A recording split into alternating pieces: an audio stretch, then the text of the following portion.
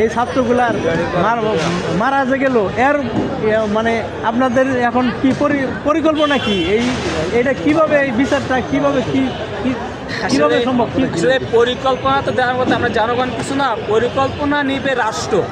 যারা রাষ্ট্রের দায়িত্ব পালন করছেন তারা পরিকল্পনা নেবেন কিভাবে এই নিহত কিংবা আহত পরিবারের পাশে কীভাবে তারা রাষ্ট্র পরিকল্পনা দেবে। কিন্তু আমাদের রাষ্ট্রের কাছে আবেদন থাকবে, জোরালো আবেদন, অনুরোধ থাকবে, আপনারা নিহত এবং আহত পরিবারের পাশে দাঁড়ান।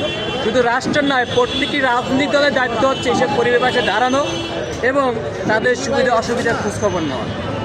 আচ্ছা, এই যে এখানে ভাঙার পরে দেখি যে বিভিন্ন ধরনের লোকজন আসে, রড কাটতেছে, সিমেন্ট কাটতেছে, তারপরে এবং বিপ্লবে দ্বারা হচ্ছে যারা পরাজিত হবে তাদের সম্পদ জনগণের সম্পদ। ঠিক, আচ্ছা, ঠিক ঠিক। জনগণ সেটাকে ভেঙে নিবে নাকি সেটাকে তাদের ঘরবাড়ি বানাবে সে সিদ্ধান্ত জনগণ দিবে। অতএব আওয়ামী লীগ একটি পরাজিত শক্তির যে প্রতিষ্ঠান, তাদের অর্থনৈতিক কাঠামো সেগুলি জনগণের সম্পদ, জনগণ যা চিন্তা করতে পারে।